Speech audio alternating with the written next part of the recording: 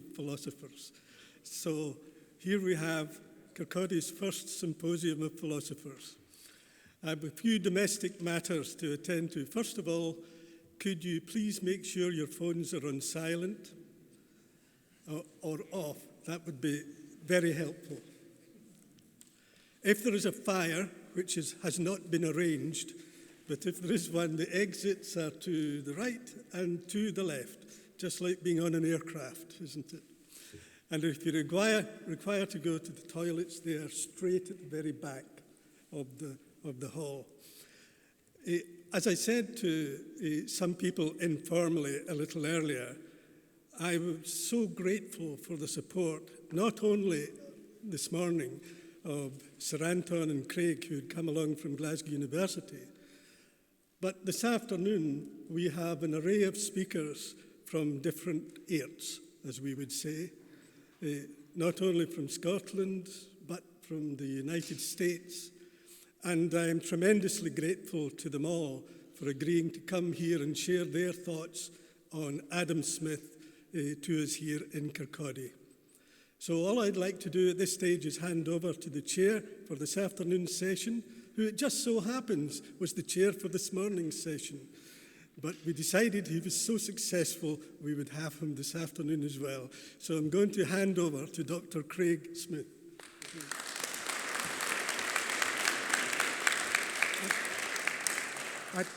Very, very kind of you, Roger. I think this morning's session chaired itself. It was an enjoyable conversation. And that's what we're hoping to have here this afternoon.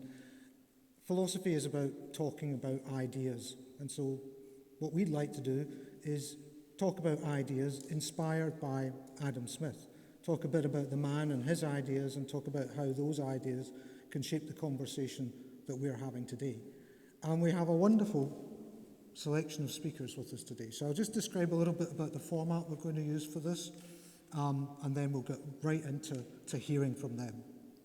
So what we're going to do, first of all, is we'll have 4 short papers that will explore aspects of Adam Smith's thinking and how those philosophical ideas might inform today's conversations. That will be followed by a Q&A session where the panellists can be asked questions. And then we'll move on in the second part to a lecture from Professor Jacob Saul, who's with us here as well. So we'll have 2 kind of formats with a conversation in between. But what we really want you to do is to think about Adam Smith and to get to know him a little better in the conversation that we're having today. So without any further ado, I'd like to introduce the first speaker, and that's Professor Ryan Patrick Hanley of Boston College.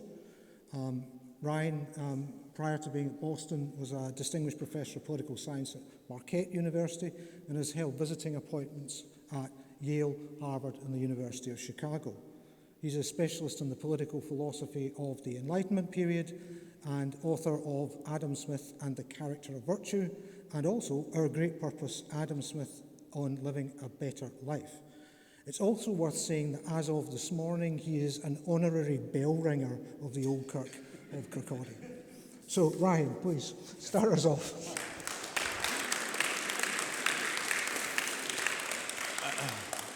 Thank you, Craig, and thank you especially to the Adam Smith Global Foundation for fostering this wonderful, wonderful tercentenary event. It's a great honor and pleasure to be here, and indeed a great honor and pleasure to be back in Kirkcaldy. I made my first visit to Kirkcaldy 23 years ago when I brought my new bride here on our honeymoon, which I suspect is a phrase that you've never heard before with an American accent.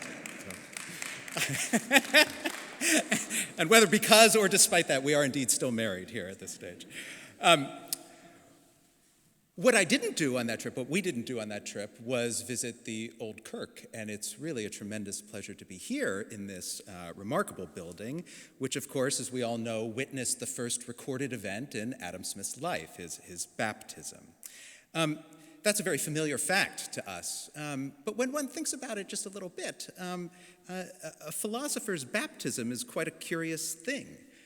For a Christian, baptism is the first event, not just in life here, but the beginning of a pathway towards eternal life.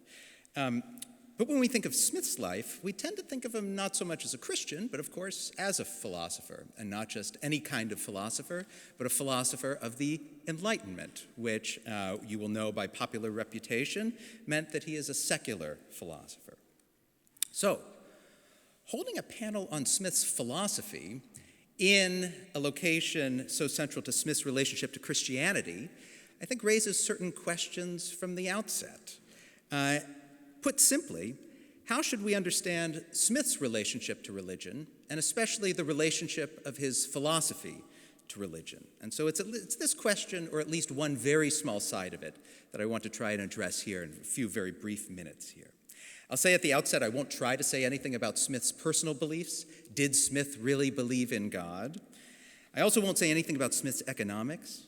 Is Smith's invisible hand the same as God's hand? These are questions worth asking and which scholars do ask. But what I do want to try to say a few words about is what place religion may have had in Smith's moral philosophy. And to get into that, let me try to very briefly sketch 3 different ways one could understand the connection of religion to ethics. One way is very simple, the belief that religion is, in fact, and indeed should be what determines one's ethics or morality. So philosophers call this divine command ethics. What is right because God said it is right. So what relevance might this view have for Adam Smith? Did Smith believe this? I don't think there's a scholar alive today who would argue that point. I think it's safe to say Smith was not a divine command theorist. What then of a second view, an opposite view, which is that perhaps religion is simply irrelevant to or unnecessary for morality? That is, perhaps one can live a good and flourishing life without any reference to religion at all. Does this come any closer to capturing Smith's own position? At least some, and some very serious scholars, have thought so. After all, the idea that religion is irrelevant to morality is essentially the position associated with Smith's best friend, David Hume. So Hume is widely regarded in our day as a skeptic, and in his own day, by some as an atheist, by others as the great infidel. And so this, among other things, cost him a professorial job at Glasgow University. And when he died in 1776, the whole world gathered, or at least the intellectual world, gathered and watched to see if Hume would recant or convert on his deathbed. He did not, and I think it's suffice that one can say that Hume lived and died in the belief that religion and morality can be separated. Does this mean, though, that his friend Adam Smith thought likewise? I don't think so. Hume and Smith indeed agreed on much, but they also disagreed on a great deal, and much of what they disagreed on happened to concern religion. So without saying more about that, I think one can also say that we do well to look somewhat further if we want to understand Smith's own understanding of the relationship of religion to ethics. So somewhere between these two extremes, religion determines ethics and religion is irrelevant for ethics, somewhere between these two poles, I think Smith lies. Where then does his view lie? And so to understand this, I think we have to begin where Smith does, which is his views on human nature. So Smith's great theory of moral sentiments, his wonderful 1759 work, is itself fundamentally a study of human nature, and especially of human sentiments. And in TMS, Smith focuses on a number of sentiments or feelings. Some are self-directed, things like what he calls self-love. Others are other-directed, the sentiment of, say, benevolence. Some of his most central sentiments can be both self-directed and other-directed. This is the great story of sympathy, which is really the building block upon which the rest of the building is constructed. All I want to say on this front is that for Smith, sentiments matter, and natural sentiments and natural feelings especially matter.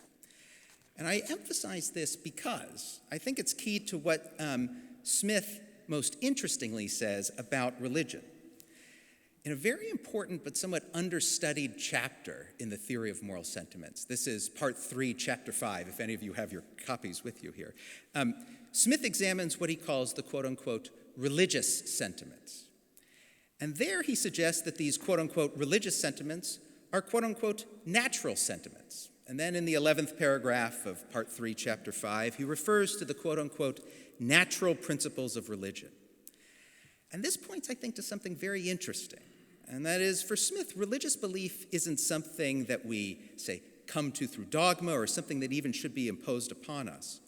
Religious belief instead begins as a feeling, and indeed as a feeling that Smith believes is natural to us.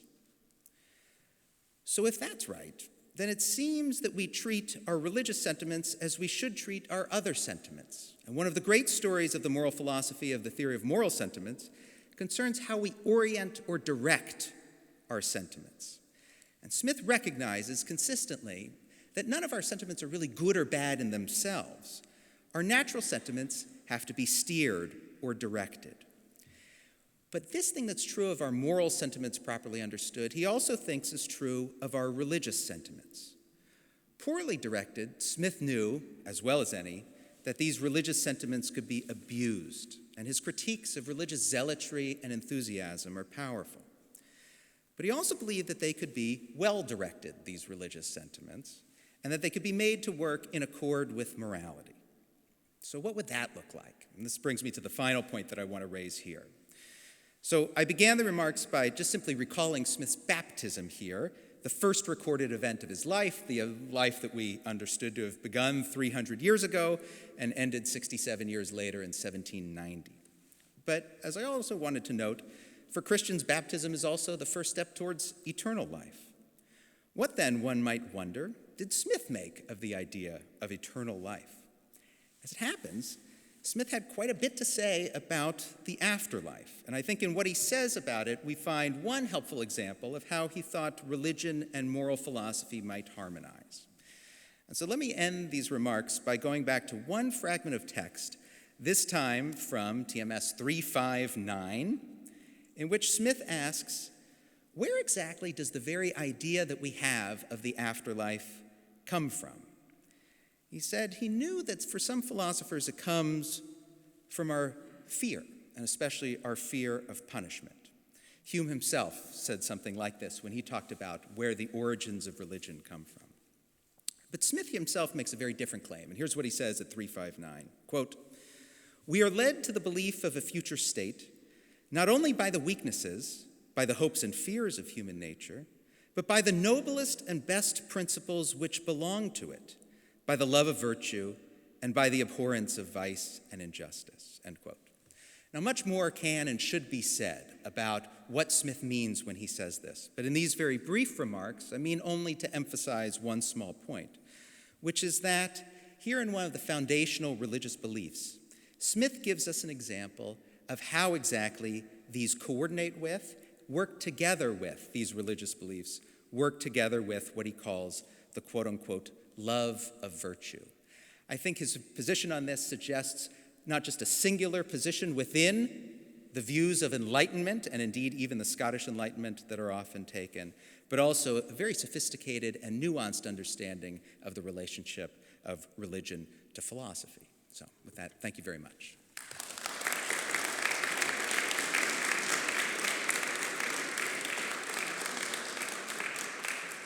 Thank you very much, Ryan. Our next speaker is Professor Rowan Croft. And Rowan is the Professor of Philosophy and Head of the Division of Law and Philosophy at the University of Stirling. Rowan's research is focused on the justification of rights. His 2019 book, Human Rights, Ownership and the Individual, in particular, examine what it is to be a right holder and what the basic rights that we have can be understood as. Rowan was also principal investigator for a major project, Norms for the New Public Sphere, funded by the Arts and Humanities Research Council. And this was a research project that brought together academic philosophers like Rowan with those working in media studies, media activists and professionals in order to investigate the opportunities and challenges that new social media projects pose for the public sphere. So, Rowan, over to you. Thank you, Craig. I didn't tell Craig to do all that puffery for me, but thank you very much. I appreciate it. Because, as Craig said, I'm head of division, I didn't have time to prepare slides, but I have got a handout, which if you want to have something to take away, you can just pass it around. So I'm very grateful to Craig and also to Roger Mullin for inviting me to come and speak about this. I feel quite honoured among Adam Smith scholars to be speaking here. I'm not an Adam Smith scholar myself. I'm someone who, as Craig said, has focused on the philosophy of rights, and in particular I've thought for a long time about when it's helpful to think about things in terms of rights and when it's not helpful, and I've thought about human rights and private property rights. And as the handout goes round, I'll just say, that's what I want to talk to you about, is how Adam Smith, the role that Adam Smith plays in the kind of stuff I've thought about in terms of rights, particularly private property. So I'm focusing here on Adam Smith, in some sense, the economist stereotype, the author of The Wealth of Nations, not the author of The Theory of Moral Sentiments. And I'm going to think about his insights into the moral justification of markets and the rights that markets constitute. But before we get to Smith, let's just start by thinking about human rights, because I think it's an interesting contrast. So this isn't Smith's view, but I think an attractive view of our fundamental human rights is one which says that they are morally justified primarily for the right holder's own sake. So what do I mean by that? Well, think of some examples. Think about your right not to be tortured, or your right to education, say. So in both cases, not torturing you or educating you might well be useful for the wider community. But in my view, what it does for you is so important that that should justify us not torturing you or ensuring you're educated, largely independently of how this serves the wider community. Think about your own interests, the good to you of being educated. In my view, and in some view of some others, is sufficient to make it the case you've got a right to be educated, before you even think about whether it serves others that you have a right to be educated. Now, that right might be sometimes justifiably infringible, but nonetheless, the existence of the right, if it's a fundamental human right, seems to depend primarily on what it does for you, the right holder. That's something I'm asserting, you may well disagree. It's a view that you can find in theorists like John Locke, writing in 1689, two treatises of government, and also, I think, in the libertarian tradition that followed him in the 20th century, people like Robert Nozick. On this view, you've got some rights that are justified primarily by what they do for the right holder. It's a controversial thing I'm saying here, but that's how I read Locke. And what's interesting about Locke and Nozick is they say the same about private property rights. The rights that constitute a market end up being justified in a similar way by what they do for the individual right holder. And I think this position, sometimes called libertarianism, this is the position that sort of puts private property rights alongside our fundamental human rights as important rights. I think this has politically suspicious implications, personally. I think if all of your property rights are like your fundamental human rights, then this makes things like taxation or state control of property very hard to justify. You end up with a fairly extreme sort of right-wing position which overplays the importance to the individual right holder of all of her property. Right, that's the prelude. Now we get to Adam Smith. I'm worried, by the way, is this reverberating too much? To me, it's really hard to hear. Can you hear me?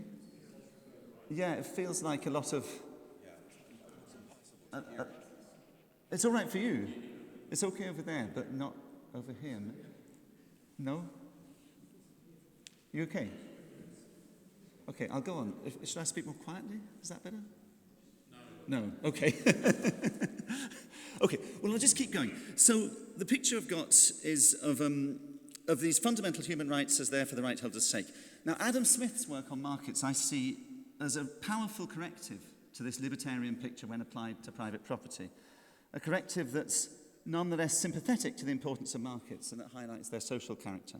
And this is why you've got the handout, those of you who can see it. I want us to think about one of the most famous quotations from Adam Smith. There are lots of famous quotations. There's stuff about the division of labour, stuff about the invisible hand. This is the butcher, baker, brewer quotation. Okay. So just have a little look at it. It's in bold in the middle. It is not from the benevolence of the butcher, the brewer, or the baker that we expect our dinner, but from regard to their own self-interest. We address ourselves in market exchange, not to their humanity, but to their self-love. So what's going on here? The basic thought is if you go into a baker's and say, please feed me, I'm in desperate need, you'll have less success than if you go in and say, hey, I've got some money here, you might want this. And that lets you be fed in a way that doesn't work so well if you just go in and appeal to your own need. That's the thought in that quotation. And there's an explicit point here about how markets harness our limited benevolence so that exchanging parties benefit. That's the explicit point. There's also an implied point, I think, about the justification of private property rights in a market. So think about this baker who maybe's baked 30 loaves of bread in the morning. They've got private property rights over those loaves. If someone just comes and takes them, they violate their property rights. Now, it seems to me what Smith is getting at is us to think this. It's not the direct usefulness to the baker of those 30 loaves that can morally justify the bakers having rights over that bread. They'd get really fat if they ate all the loaves. It wouldn't be much use for the baker to eat them all. So it's not what those loaves do for the baker that justifies the rights. Instead, it's the usefulness of the loaves to potential customers who will gain the loaves through exchange that plays an important part in making it correct that the baker should own those loaves. It's because he can then, or she can then exchange them with the customer. So it's partly because the loaves are going to serve customers that having these private property rights for the baker is justified. It's also partly because it enables the baker to get hold of the customer's property, the customer's money in this case. So it's the usefulness to the baker of the customer's money, which also is going to play an important part in justifying letting the baker have control of these 30 loaves. And what this means, I think, is quite complicated to grasp. It's these possibilities opened up by the process of exchange through the market mean that each person's ownership right over a particular thing, like a loaf, is morally justified not just by their own good, that person, the owner's good, but by how those rights could be useful for others through exchange, how it could be useful to any number of other people. And I think this is a really insightful view of the moral foundations of private property rights in a market. So unlike our fundamental human rights, they're not justified simply for the right holder's sake. It's not just what my loaf does for me that makes it okay for me to own the loaf. It's what my loaf could do for other people and what it could do for me by me exchanging it. It's all of that complex story that makes it right that I should own the loaf. Whereas my suggestion is, think about the fundamental rights like your right not to be tortured. It is just not being tortured, what that does for me, that makes it okay that we have this right not to be tortured. So we've got an interesting contrast there. And notice it's also not, Smith's view is not the kind of communitarian socialist view either. He's not saying that there's some special group called the community, and it's because it serves a community that this person should own the loaf. It's more complicated than that. It's because it serves any number of potential exchangers and the owner themselves that the person should own the loaf. And I think this is an interesting and difficult insight. It points both against the libertarian view of property rights as fundamental human rights that are there to serve the right holder, and against a kind of rival socialist view which will see all property as justified by how it serves the collective. Instead, Smith's approach focuses on the benefits of the market system as a whole to everyone, taken as a collection of individuals. So I'll just end by sort of trying to elaborate a little on an analogy with this and on some political implications. So the analogy is, my sense is, if you take Smith seriously on private property rights, the market rights, then they end up looking a bit like, say, the rights of a doctor not to be interfered with when they're diagnosing a patient. It's clear that that's not just there for the doctor. It's not just good for the doctor, that right. It's there for the patient. Similarly, the baker's ownership of the loaf is not just there for the baker. It's for everyone who might want that loaf. Or another analogy might be, say, a bus driver's right not to have someone stand in their way. It's not just there for the bus driver, it's for everyone else on the bus too. So that's the analogy point. Political implications are, I think, really important. So one political implication is you get away from this right-wing libertarian view which says that taxation is a violation of fundamental rights. Instead, you get a position which is much more nuanced, which says that each person's private property rights are sort of there to serve lots of people, so we need to make sure that system works. But we shouldn't be scared of sort of interfering with the system through taxation or through other systems in order to serve the, sort of each and every one of us, because the point of anyone's individual's rights is to serve each and every one of us to begin with. So that's where I'm going to end. So thank you for listening, and I hope it made sense.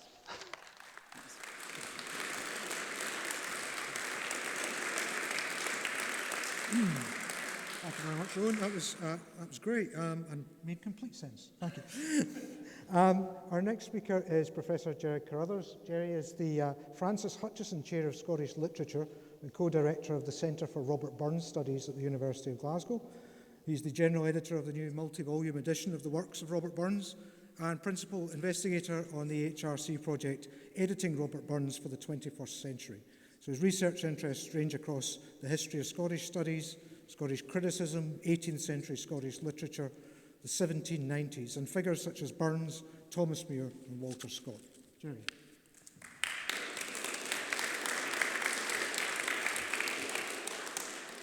Thank you, Craig. Thank you, Roger. Ladies and gentlemen, talking of christenings, no sooner had the Scottish Enlightenment been named in 1900 in a book by W.R. Scott, a biography of Francis Hutcheson, teacher of Adam Smith. No sooner had that happened than scholars in my discipline, literary studies, broadly defined, told us that the Scottish Enlightenment was a bad thing.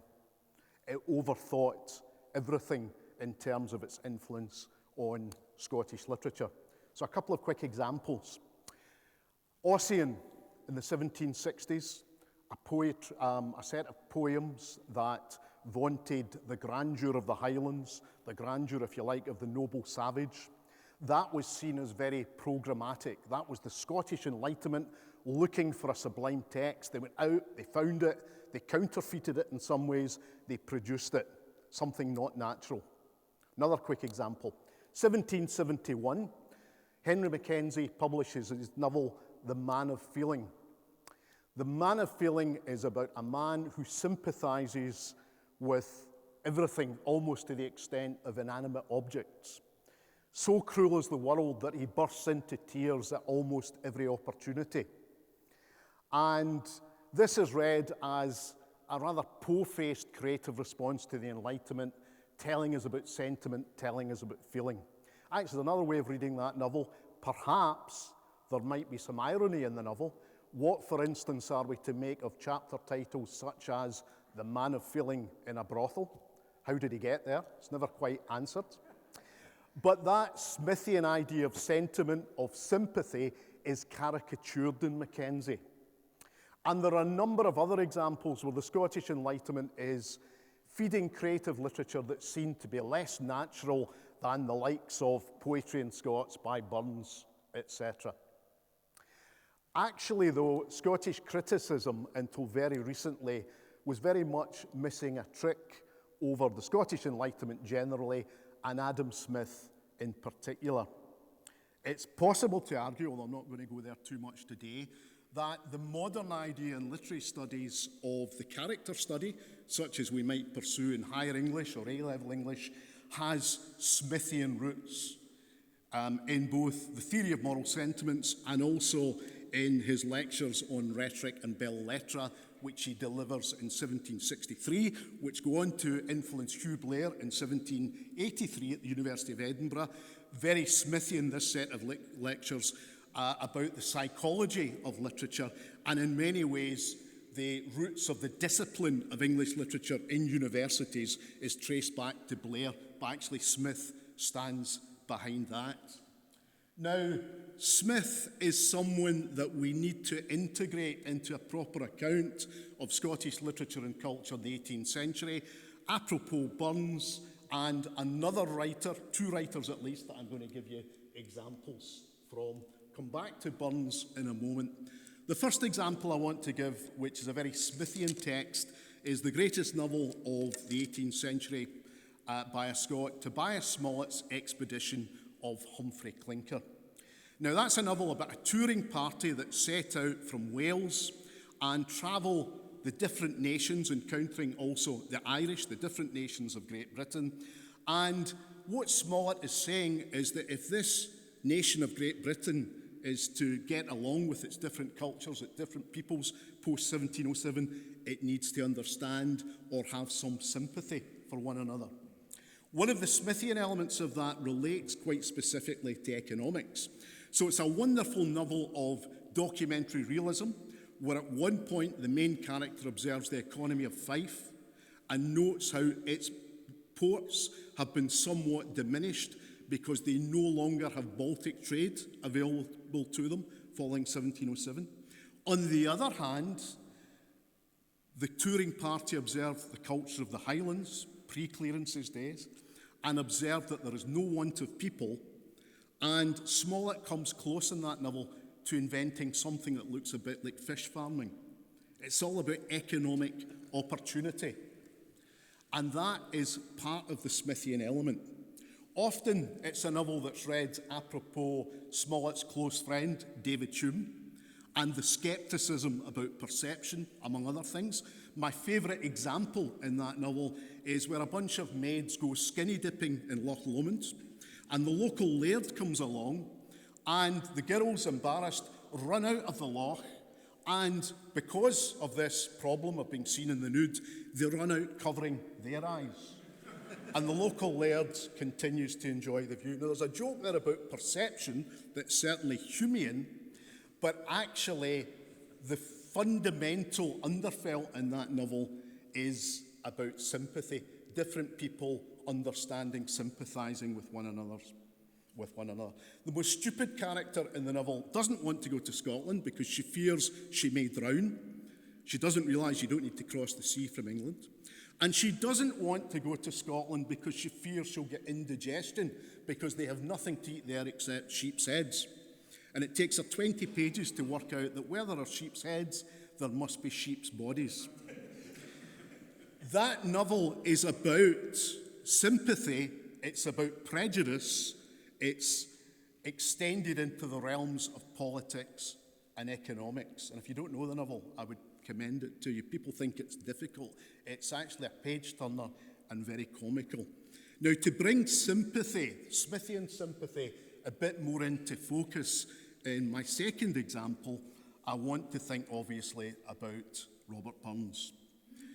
Burns says of Smith, "I do not understand how one man can know so much." And he also quite clearly, not noticed by Burns critics, when he sets out to be a farmer, he is very aware of Smith's idea that farmers, in one way or another, invest capital into the economy and create wealth. Equally, when Burns enters the excise service, he is very aware of Smith's ideas, and he goes through 3 copies of The Wealth of Nations. And when he's sucking up to his boss, he's writing letters proving that he's read it. But Burns is a sincere admirer of Smith. And one thing we should be aware of is that the promiscuous sympathy of Robert Burns owes a great deal to Adam Smith. And I go for the obvious text here, which is To a Louse. Many of you will know the poem.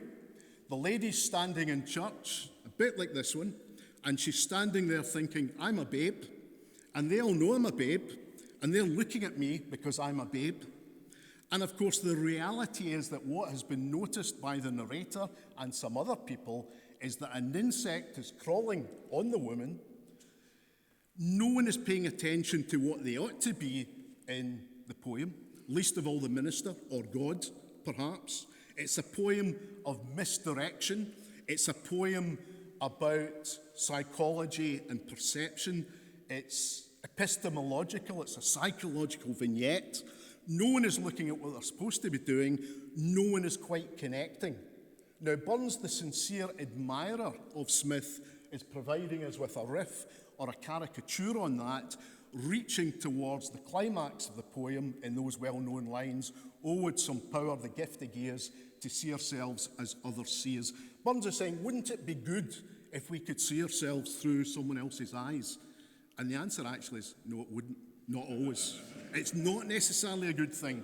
So Smith, Burns, the sincere admirer of Smith, takes on board that psychology, that notion of sympathy. You know, not for nothing is he the poet who can sympathise with the Covenanters at one end of the confessional ideological spectrum, or Mary Queen of Scots on the other.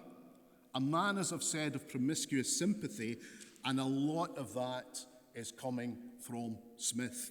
The other thing that we just, as I conclude, we need to bring in from the cold, and it hasn't been done properly yet, Smith is very interested in the idea of the sublime, all the way back, obviously enough, to Longinus and to classical philosophy.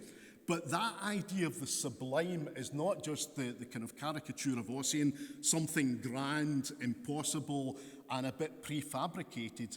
The sublime means the great, the wonderful that might not be beautiful. It might, for instance, be something ugly. And that idea of both sympathy responded to when we see, responding sympathetically when we see something good, or even disgust, which is also, in a sense, an act of sympathy. These things are there in spades in Burns.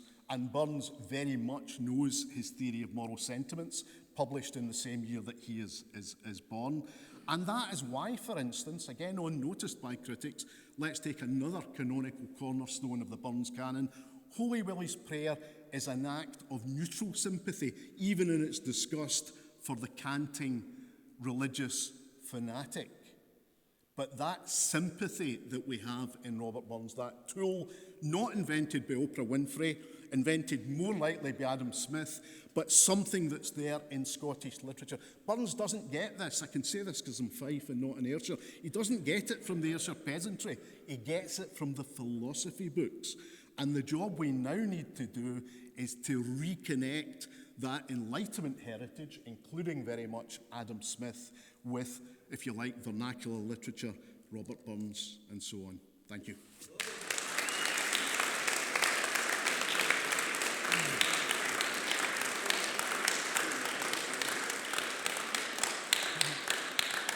Thank you. Thanks very much, Sherry. Taking full advantage of being in Fife rather than Ayrshire for that one. Our next speaker is Professor Fauna Foreman. Fauna is a professor of political science, and she's the founding director of the Center on Global Justice at the University of California, San Diego. She's one of the leading Adam Smith scholars of recent years, and her book, Adam Smith and the Circles of Sympathy, touches on some similar themes to the ones Jerry's just been talking about. But beyond that, Fauna pursues some of the more contemporary implications of Adam Smith's philosophy in relation to humanitarian care, to cosmopolitanism, to international law, and to justice. Since 2009, she's served as editor of the Adam Smith Review, the international journal Adam Smith's Thought, and I'll shortly be taking that over from her, so I know that the journal is in good hands. But Fauna also has an interest in thinking through the implications of Smith and of global justice in a particular setting, and that is at the intersection of urban policy and the city and public policy. So, Fauna.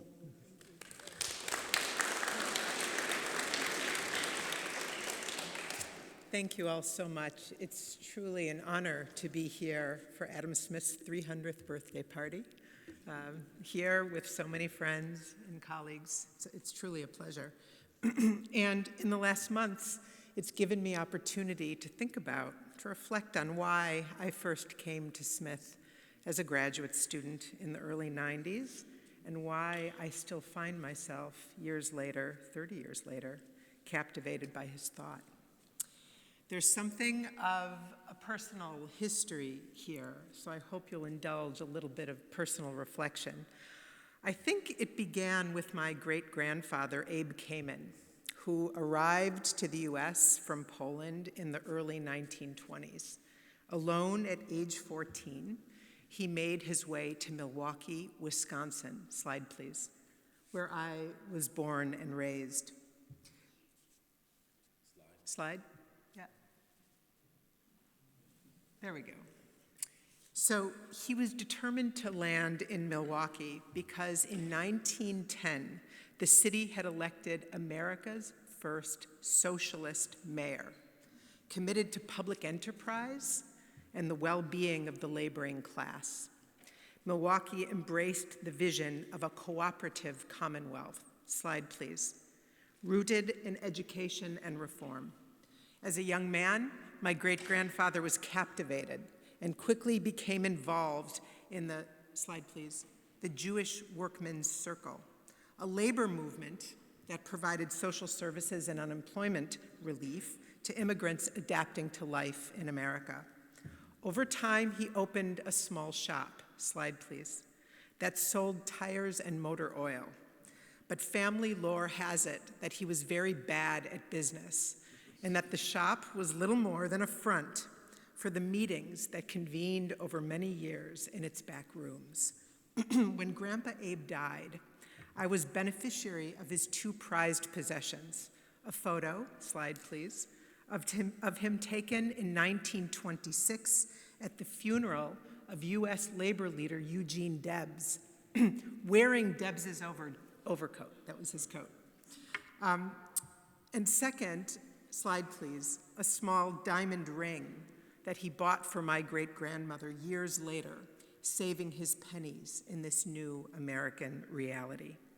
Debs and the diamond together have always struck me as emblematic of the Jewish experience in America. Abe found a better life, slide please, than the Europe that he escaped, no doubt. The rest of his family died in Kolno, Poland, just a few years later.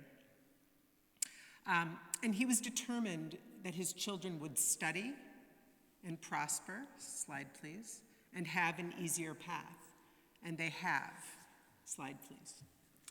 But what I remember most about Abe, beneficiary in this as well, I suppose, was his worry that other immigrant groups in America were not finding the opportunities that his children did. With this family history, I've always aligned with progressive public agendas, have always been critical of forces that privatize, exploit, dispossess, and marginalize. I've wanted my academic career to matter, to leave a trace. As an intellectual historian, I could have studied Marx or Rousseau. Some suggested that I should have, and that I've had an easier path with it. But I decided to work on Adam Smith. Slide, please. What had become clear to me early on was that much of his thought had gone missing in the ideological battles over capitalism. The left and the right are both culpable here, reducing Smith's thought to a manifesto of small states, privatization and greed, trickle-down economics and austerity. Amartya Sen, the economist, put it well. He said, "Some men are born small, and some men achieve smallness. But Adam Smith has had much smallness thrust upon him."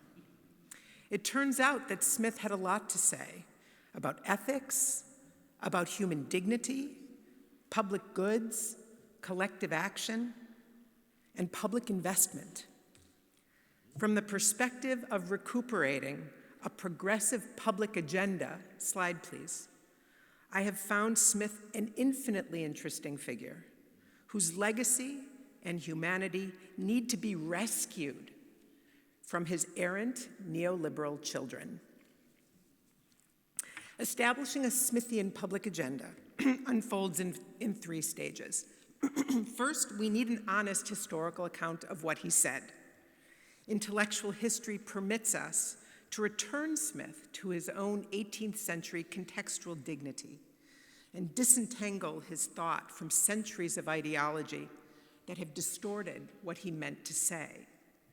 The questions an intellectual historian asks are, what were the social, economic, and cultural challenges that Smith was facing in the 18th century? What intellectual debates was he taking part in?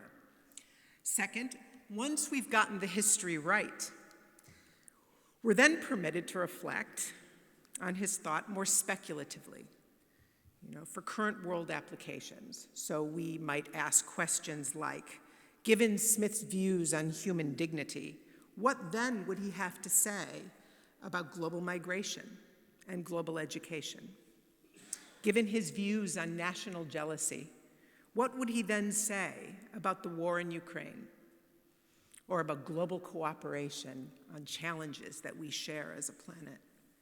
Given his views on public goods, what would he then say about climate change or gun control legislation in the US, or about many things, and about our duties to challenge these things collectively? And third, at least in my case, moving from history to more speculative theory, I've moved in the direction of public practice to enable me to experiment with Smith's ideas in real time, to help make the world better. Let me say a little bit about this last dimension before I return to Smith, since I think it's least common for an academic to engage in these sorts of activities.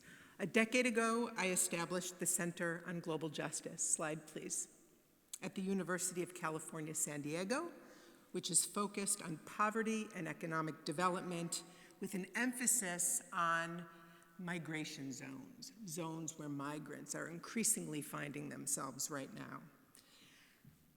This is Tijuana, Mexico. Next slide. A few miles away from where I live and sit at work every day. Everyone tends to see northward migration, slide please, in this part of the world as a function of poverty and violence. And of course, this is true. But climate change is a threat multiplier, slide please. It makes poverty and food insecurity worse, aggravates violence, and ultimately compounds the reasons why people leave their homes. In a recent United Nations survey, slide please, 74% of migrants at the US-Mexico border identify agricultural instability as a central factor in their decision to walk north. International agencies refuse to characterize these people as refugees, slide please, seeing them instead as economic migrants that are drawn toward a better life rather than pushed by crisis.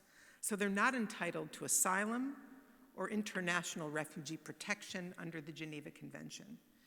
This kind of thinking needs to change everywhere in an era of accelerating climate migration. For billions of people on our planet who depend on the land and the sea for their livelihoods, the economy and the environment, well, they're exactly the same thing.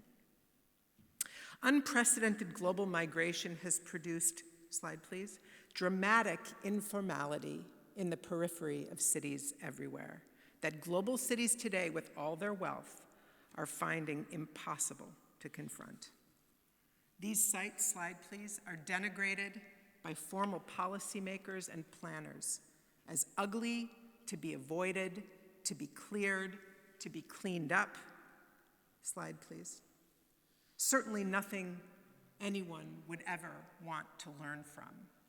But we don't see slums as sites of pity or charity. We're critical of conventional urban redevelopment strategies that clear the slums, formalize the markets, and give developers title to squatted lands to develop housing for the poor, which is a sure recipe for gentrification. In our center, we study, slide please, informal markets, informal housing, endogenous collective action, and institution building.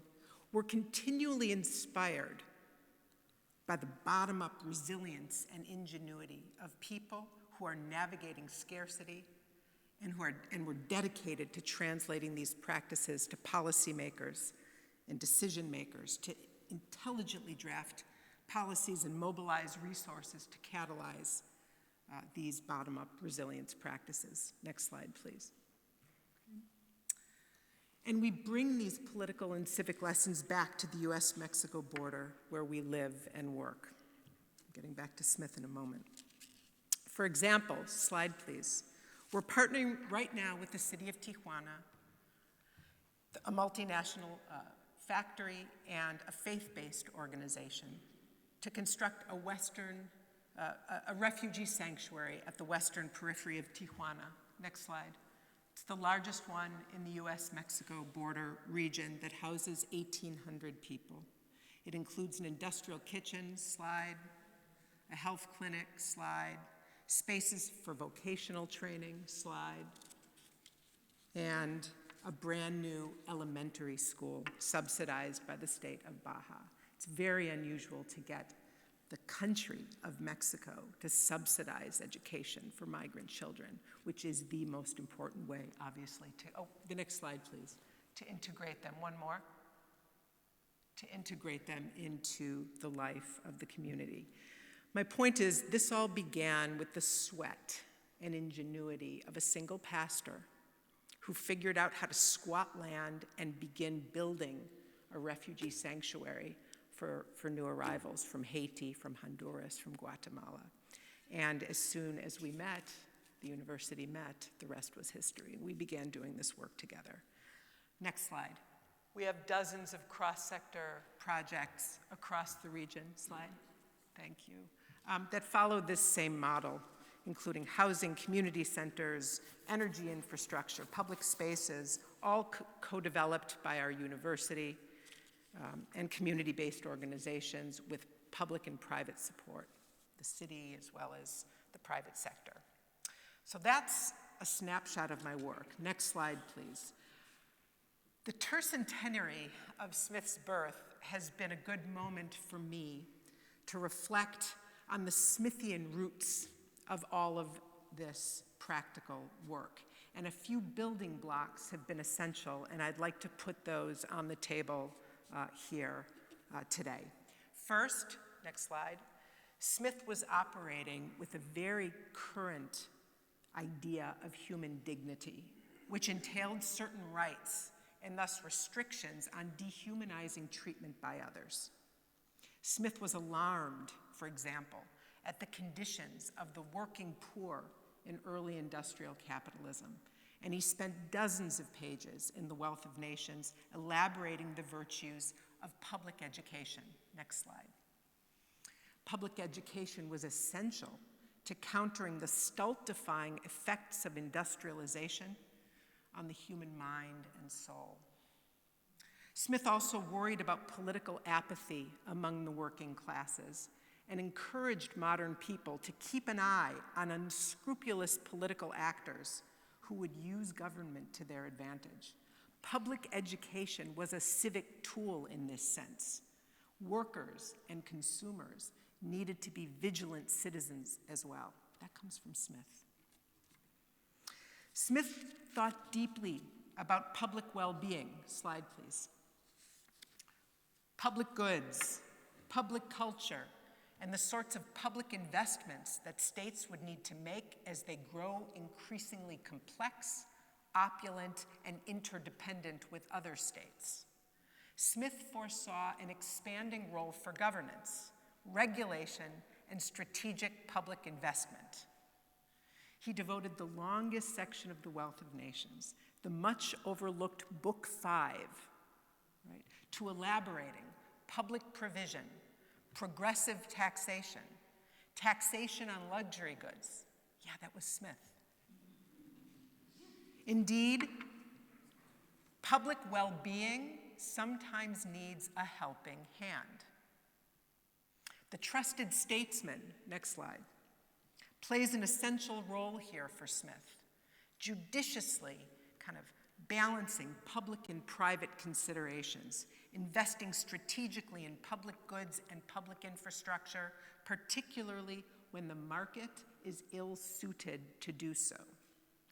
Future public investment scenarios were obviously underspecified in Smith's thought, for sure, but his open-endedness is a 21st century invitation for public innovation.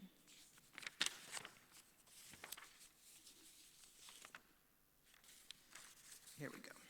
We can only speculate what Smith might have said about imminent threats like climate change, what we might think of as the mother of public goods, the very foundation of collective well-being and prosperity. Slide, please.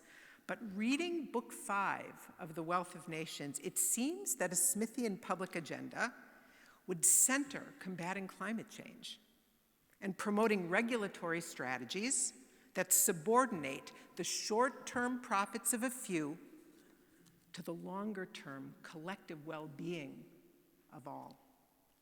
Given his great distaste for collusion between politicians and moneymakers, I doubt he would leave these decisions in the hands of those who reap large profits by harming collective goods.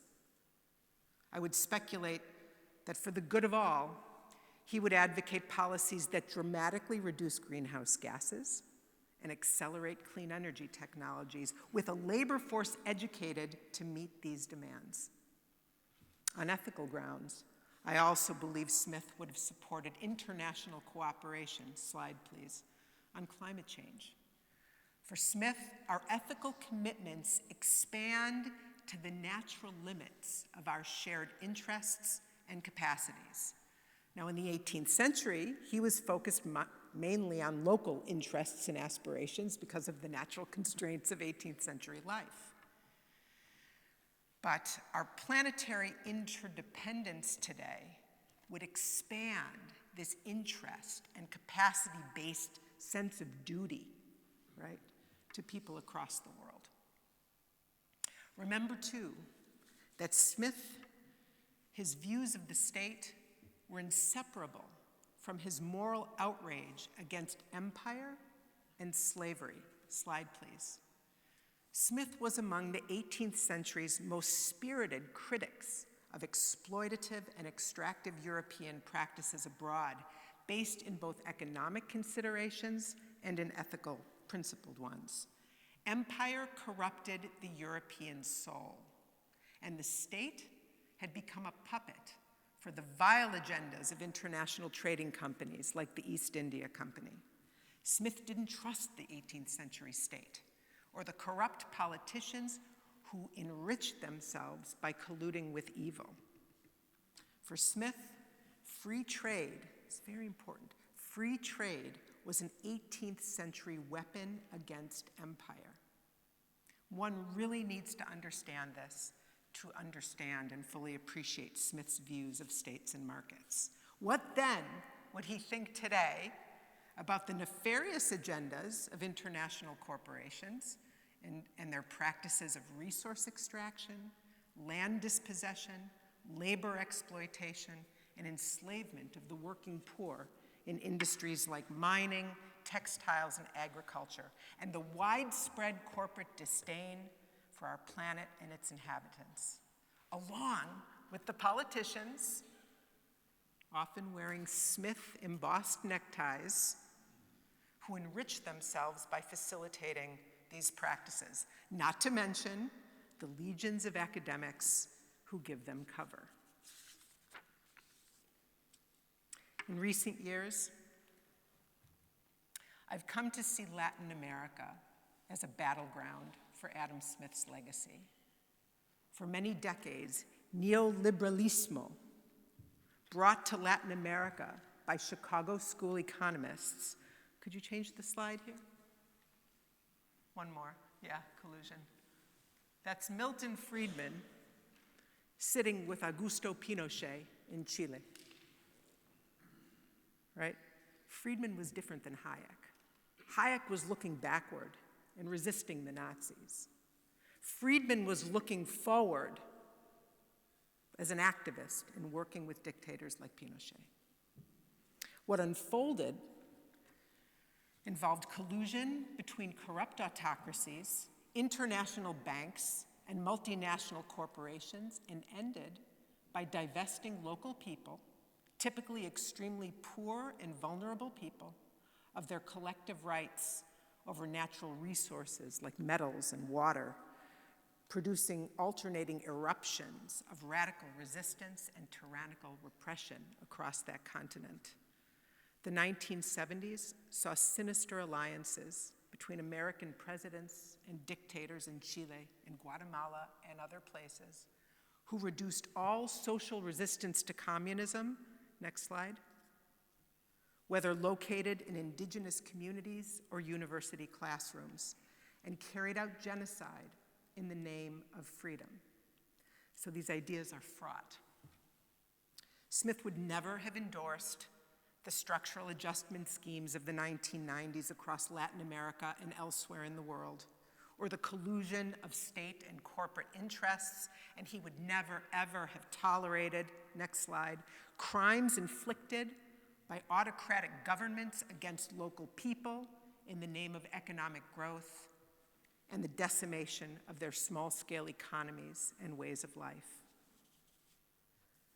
Too many interpreters on the left and the right have downplayed or marginalized inconvenient complexities of Adam Smith's thought. Next slide. I've spent decades elaborating these gems not because Smith was the first to say them or because he said them in the most captivating way, but because it was Smith, the father of capitalism, who said them. And because they help to humanize and socialize his thought in ways that need to be recognized and digested by agendas today that distort his thought in ways that he would never have endorsed. That these flashes come from Adam Smith gives them added rhetorical power that I admit continues to give me great personal intellectual joy. In 2017, I was invited to deliver a set of lectures in China called Socializing Adam Smith, leaving censors in the room scratching their heads. Let me end with this. Across the world, COVID-19 and climate change are regularly met with science denial, stoked by interests that rely on business as usual. Populism and blinkered nationalism are on the rise. War has returned to Europe. Accelerating migration due to war, poverty, climate change has prompted resurgent nativism and border building everywhere, right? Explosive, I can come back to this because it's on my mind, explosive gun violence in the United States has met not with regulation, but with acquiescence to the firearms industry. Deepening inequality everywhere has been met with disregard or sort of tepid neoliberal antidotes that ultimately benefit the rich. Undergirding all of this, perhaps, is the dramatic polarization of public and private interests. In the end, we can only speculate what Adam Smith would say, viewing this list of our current crises. What's clear, however, is that his writing has been distorted to validate narratives, policies, and practices that undermine public well-being in ways that contradict the values that he actually embraced and the things that he cared about. At this tercentenary of his birth, I hope we can reclaim, we can commit to reclaiming these neglected ethical and humanist dimensions because they become palliative resources within the history of capitalism itself to temper some of its most pernicious effects on the least well-off among us. Thank you.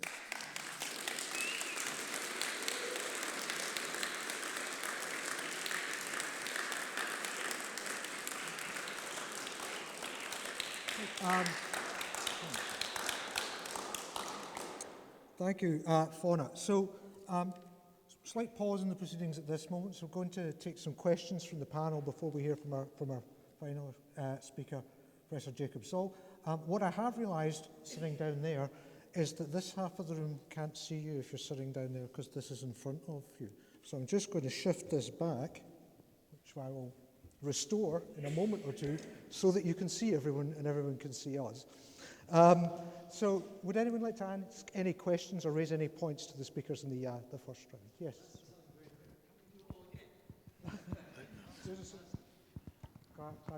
Anyone like to raise any questions? We have George here with the microphone.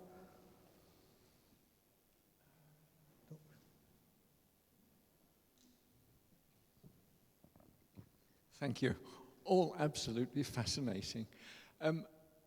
I wonder, when one projects the ideas of Adam Smith to the present day, he would have anything to say if artificial intelligence developed property rights.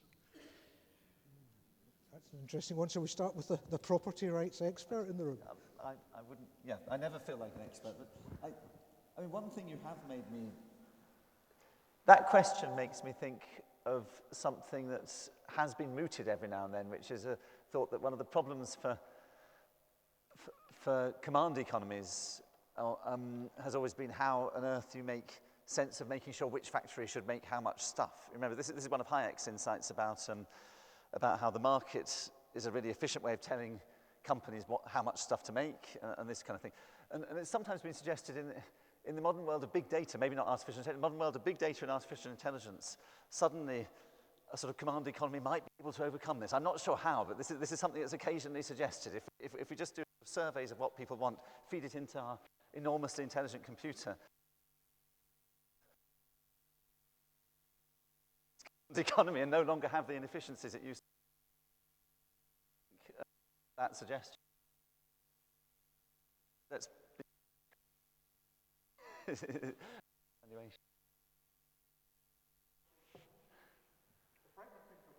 Artificial intelligence is the mundane things where it anticipates what you're going to write in a text message. And we had a speaker at Glasgow at the beginning of the week, and they raised the point about sympathy, because Smith's very interested in sympathizing with someone, but what happens if the person you're interacting with is an artificial intelligence that finishes your sentences for you like the ones on the phone? It's an interesting kind of question to raise about how that might impact his theory. Any other questions?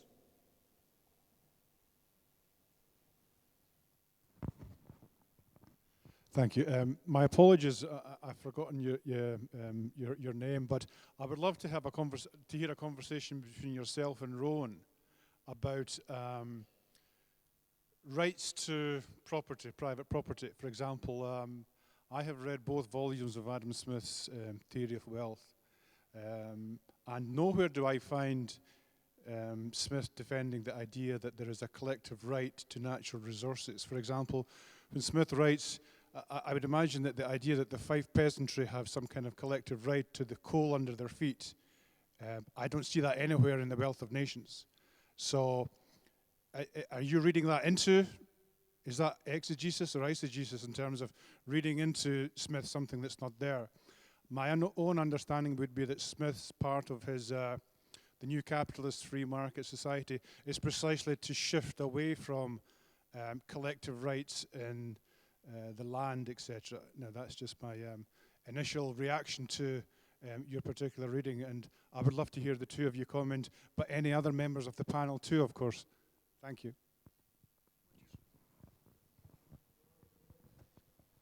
I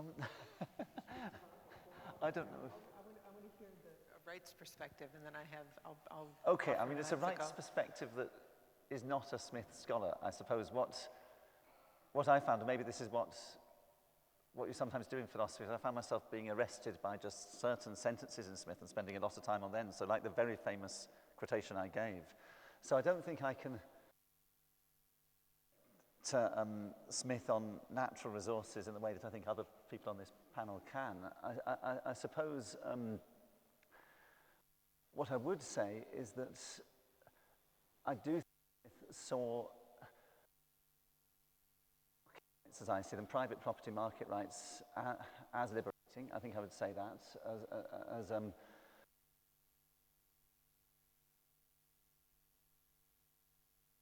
I would see that.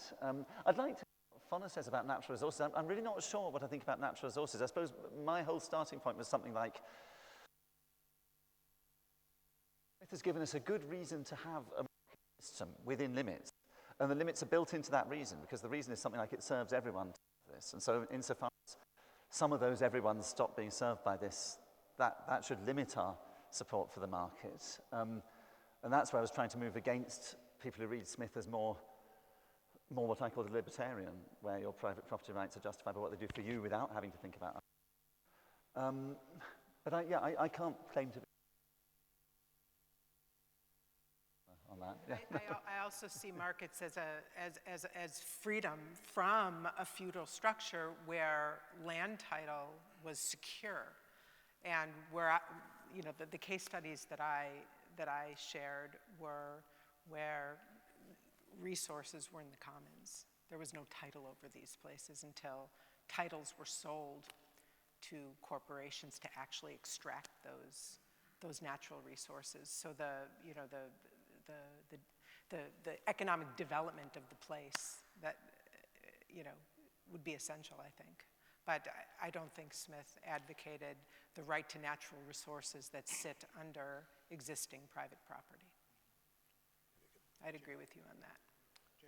Well, as a non-Smith scholar, but as someone who admires Smith, I'm going to rain on the parade a wee bit.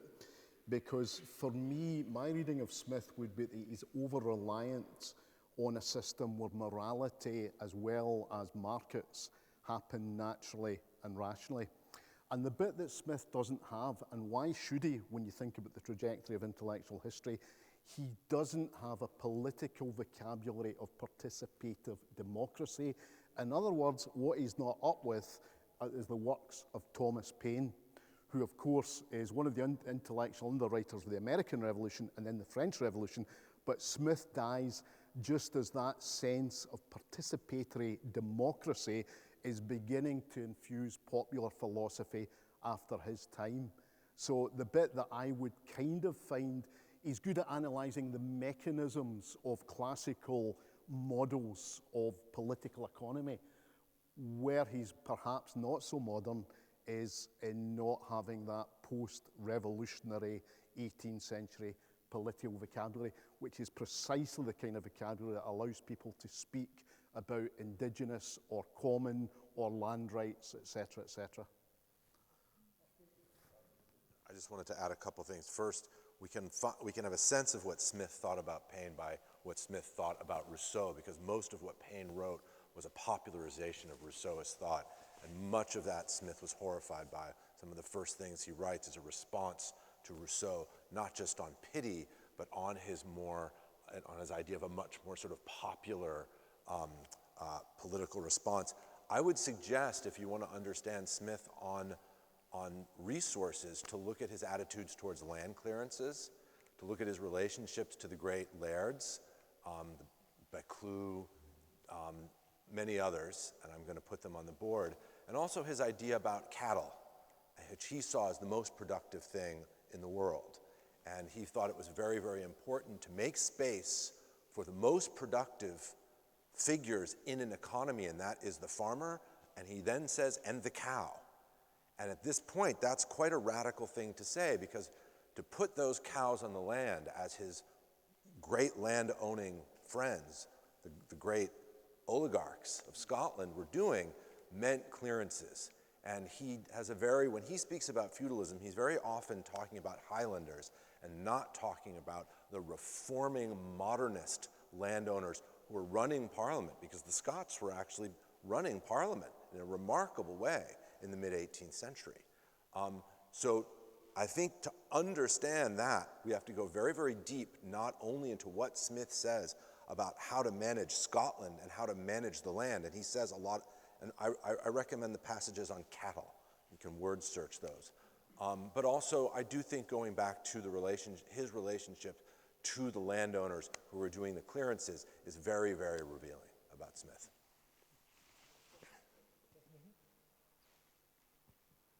Thank you very much. Thank you for all the presentations, incredibly stimulating. Fonna, I had a question for you really about Adam Smith and the Circles of Sympathy, which I haven't read yet, but I'm eager to do so after your excellent talk.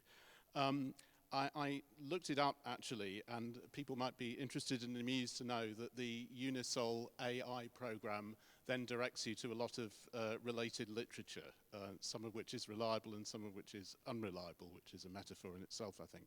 But I noticed that you begin the book by talking about the sympathetic self in relation to the conflicted self. And I wondered if you could just say a few brief things about that idea in relation to Smith. Sure. I mean, the idea there was to challenge sort of lay assumptions that Smith was preoccupied only with self-interest, and that there are these conflicting sort of sentiments in every one of us, and that a mature sentiment is the capacity to navigate them and to understand where, selfishness is going out of bounds and what holds us back. And society is the great school of all of this. This is something that you learn as you move through the world, and you recognize that stepping away this far will create a reaction in spectators, and so you learn to kind of keep your selfishness, keep your desires within a socially acceptable boundary. And so that conflicted self gives a more textured account, I think, than conventional interpretations of Smith's selfishness, right? Yeah, thank you. Thank you. Any other questions? Anybody at the moment? Oh, the gentleman. Just a quick one. where do you think, or do you think that Adam Smith's thinking has any traction, much traction in today's world? That's probably a shocking question for you, but, and could you give an example of where you think it still applies? Still relevant. Anyone have a particular example? Well, I guess Fiona's talk was already there for you, where he's relevant for those events.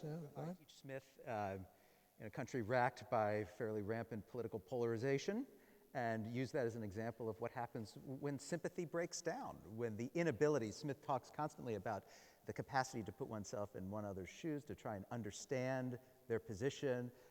This is fundamental to any sort of democratic deliberation in a liberal society, and it seems to be precisely that we're more incapable of than ever. And so I don't think Smith has any easy remedy for how we fix this, but I don't know of a clearer diagnosis of the problem with the breakdown of democratic communication than what Smith gives us with his concept of sympathy. Any other? Yeah, Jacob? I just taught a class on Smith and on the Impartial Spectator, Stoicism. Smith was a Stoic moral philosopher, is still a remarkably useful philosophy today, precisely because of its idea of disciplined empathy. But I wanted to note one of my close friends in Paris is a very well-known economic historian and economist, and Smith was an agrarian. He believed in the force of farming above all. And he believed, and I'm going to talk about this, that commerce and industry were there, but that farming was not only more productive, but more morally productive.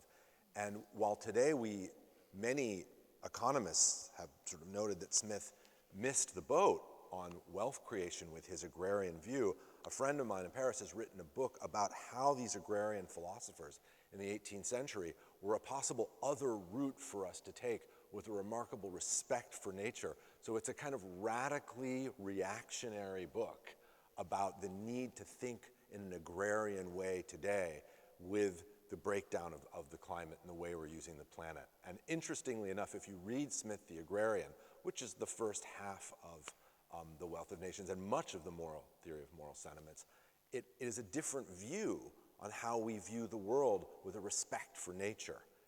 And that, I think, is absolutely fascinating today. Jerry, you? Simple response. We are a society that is replete with lots of pseudo-sympathy, with lots of pretend empathy, and actually we might recuperate Smith's discussion of sympathy, and it would be good for us all on all sides, because there's too much phoniness in the world. A bit different to what people have said is that I think Smith puts markets in their place, in that he's really appreciative of the value of them, but also appreciative of the problems they create.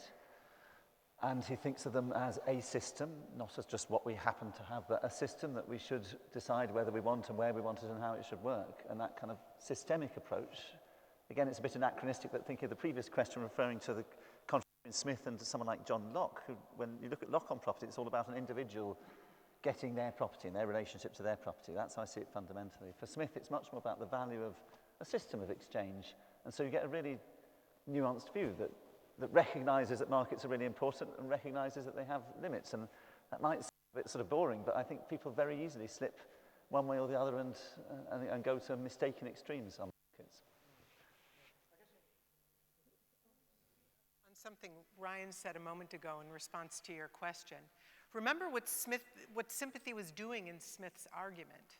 He was trying to figure out how modern people could cohere without traditional forms of authority, without feudalism, without kings, without top-down sort of governance. How could all of us together coexist productively together in new modern societies?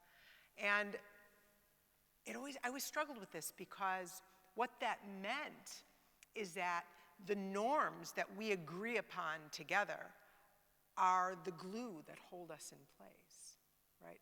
Those norms can take many shapes. One of the things that Smith said, though, is once our norms become so corrupt, the society won't be able to exist. It will crumble into atoms. That's his formulation for this. So what Ryan is talking about in this deep fragmentation and splintering, where one doesn't necessarily recognize oneself in the other. Smith is sort of prescient here about societal dissolution. I think we need to think about that. Yep. Any other points? Time for one more point before we move to the next speaker. Yeah, the gentleman here. And could George will present you with a microphone. Is Smith's jurisprudence not irrelevant here? Because that's an examination of different social choices at different stages, and there's a sort of genetic approach, and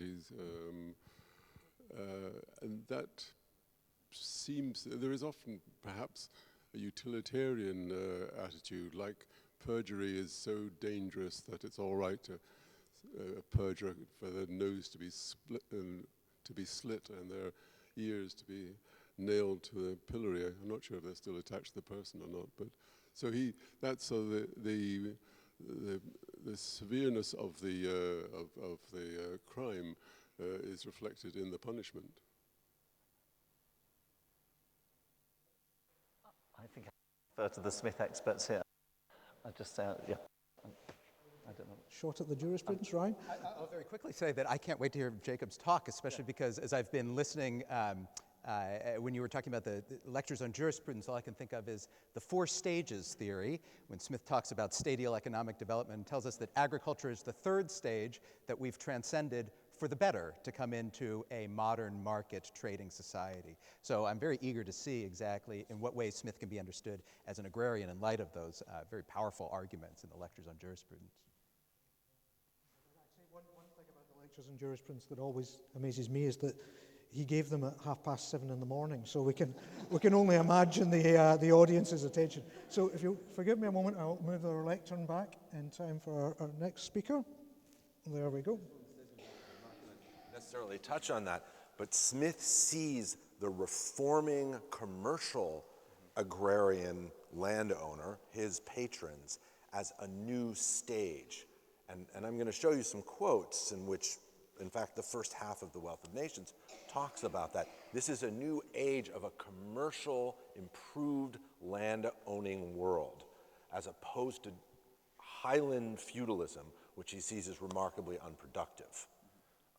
But I do want to just say to everyone, the message, and to that as well, to understand it, is to read the first half of The Wealth of Nations on agriculture. People seem not to do that, and I find that kind of startling.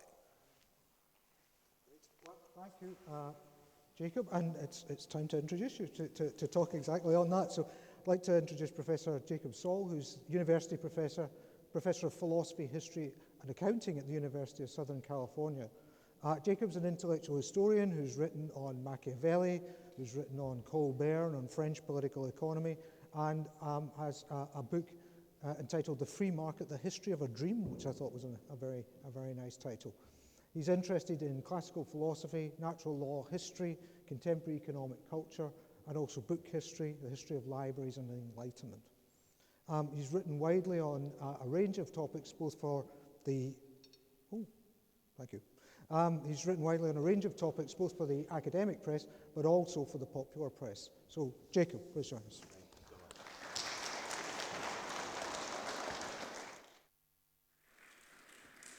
Craig, thank you so much, Roger, and the whole Adam Smith Global Foundation for the invitation to be here. It's a great honor. It's an enormous pleasure. It's great to see Smith's birthplace. It's great to be in the Old Kirk. And I'm so happy to be with all these distinguished colleagues. What I wanted to talk about today is Adam Smith and greed. I come from a country where many highly financed institutions and the best-selling economics textbook says that Adam Smith believes in greed, that he believes that it's a good thing and that makes economies work. It's a startling statement to make about an 18th century Stoic moral philosopher. It is impossible for a Stoic to believe that greed is good. If you read Stoicism, as I have done in great detail, and if you read Smith closely, and actually if you just read Smith, you will see that most of his work is a response to greed.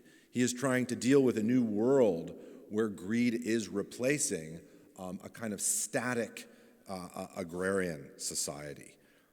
And therefore, what I want to do is really counter this idea, like Fona, and my work is inspired in part by her work on circles of sympathy, about this idea of a neoliberal Smith, which is a modern fantasy. And what I want to do again is, I don't want to talk about what Smith might think today, because as a historian, I just simply don't know, because he's dead. And I also know, just from knowing my grandparents, that he might not really get what's going on today. My 103-year-old grandmother, actually, she gets a lot, but there are other things she doesn't get.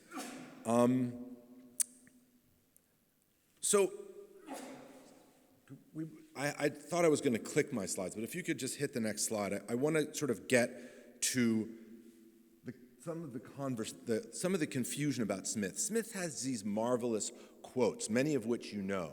And what I wanted to do today, because Smith is read in a kind of biblical sense, where you cite his work in the number and chapter and verse. But again, I believe that most people haven't actually read Smith very carefully, nor have they really paid attention to the citations you don't know. So what I wanted to do, especially because we know that Smith, those of us who do economic history, is working very much from a physiocratic agrarian standpoint, with a small astuce, as we would say in French, a small difference. He's trying to fit this new modern commercial world onto an agrarian world, which he is very much a part of as a landowner. I want to think of Smith in his time, think of Smith as the Scottish person from this city, where he is from a landowning family, partially a very important landowning family, and where he works for a landowning class which rewards him handsomely. I can tell you how much they paid him and when, and for how long. And he sought very much the position of more or less being a customs tax collector. But I want to just show you, if we could move to the next slide, please.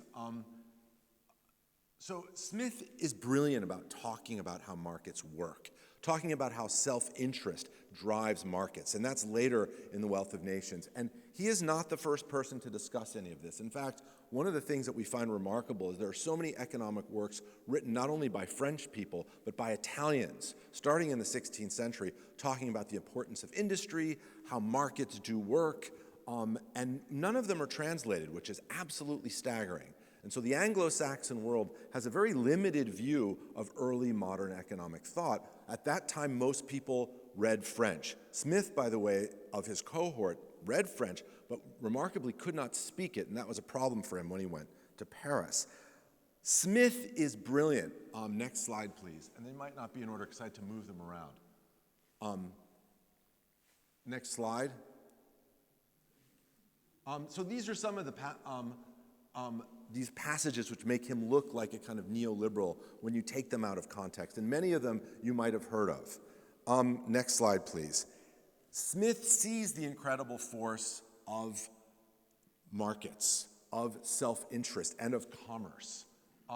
But he also is very, very worried about commerce, and he's worried about business people, and he's worried about shopkeepers. And in fact, those brewers and those butchers and those bakers are not his favorite people. They are driven by self-interest. And therefore, they also have this great danger that they might be seeking monopoly. So next slide, please. Why is Smith so afraid of merchants? Why doesn't he like companies? If Smith so loves greed, why can we go through The Wealth of Nations and find all these quotes, and there are many more in here, in which Smith talks about the danger of a society run by people who believe in greed. Next slide, please.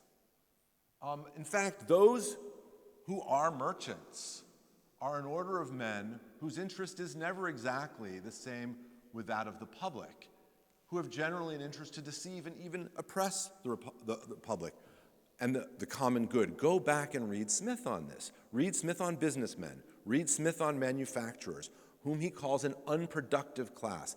Not exactly the sterile class of what the French agrarian thinkers say, but it's quite close. Next slide, please. Yes, the class of artificers, manufacturers, and merchants whom they endeavor to degrade. Those are the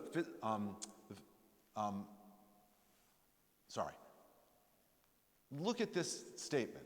Artificers, manufacturers, and merchants can augment the revenue and wealth of their society by parsimony only, by saving money.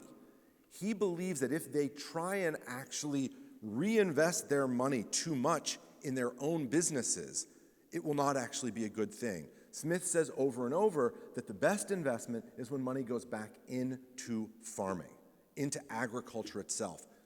Now, why am I making this point? Next slide, please. And why am I connecting this to a talk about greed? Next slide, please. Smith is very, very afraid of this new manufacturing class. He's very aware of how powerful it is.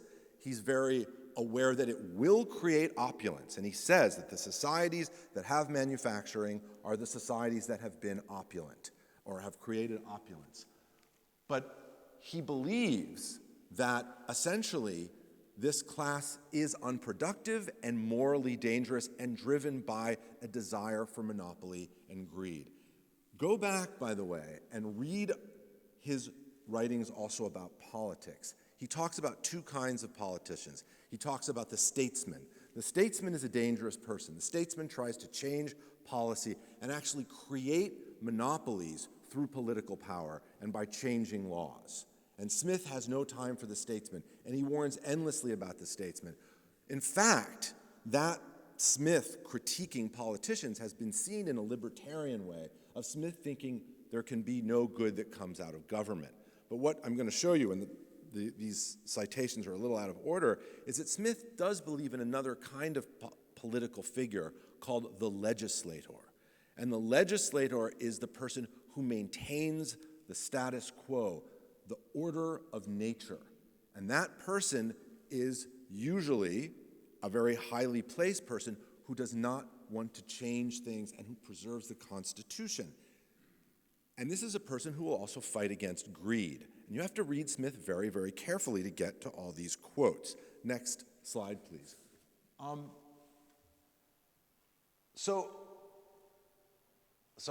want you to look at this relationship between the unproductive class, artisans, merchants, and manufacturers.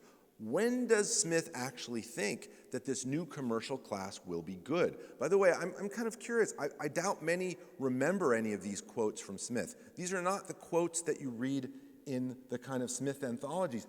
These are the quotes that are actually in The Wealth of Nations, and there are many there, okay?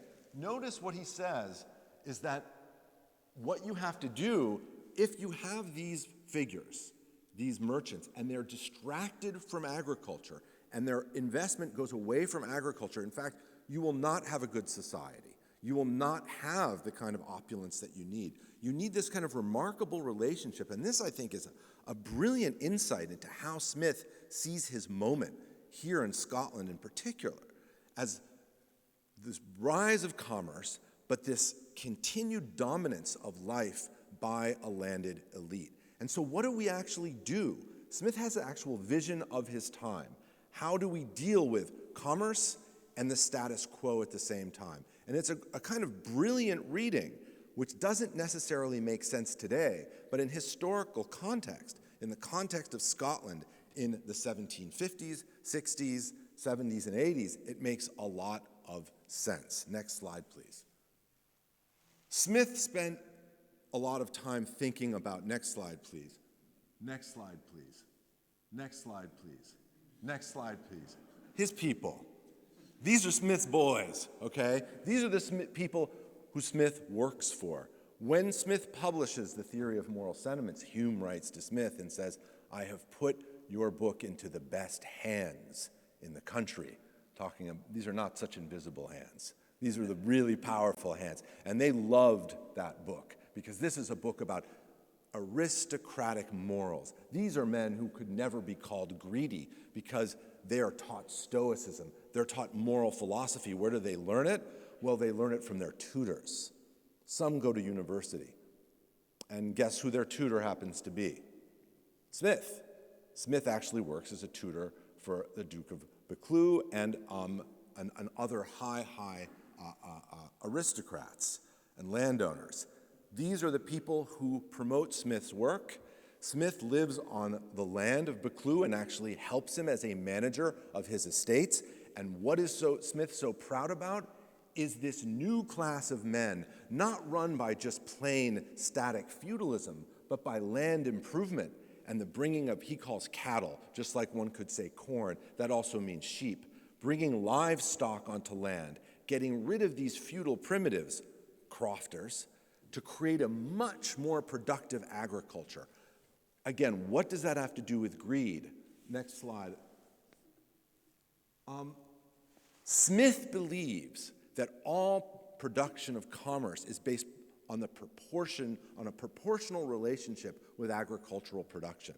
So that if you can make your land more productive by investing in it, by getting rid of crofters, and by putting cattle on it, and by putting more productive farmers on it, you will then have more riches by commerce. Next slide, please. Next slide. There we go. Next slide. Now, Smith has a stadial vision of society. We're in a new moment here with land improvement, with a new modern vision of what farming is, that will then produce more wealth that can allow commerce and industry to grow. I don't know if I have the quote here because I had to edit these slides quickly.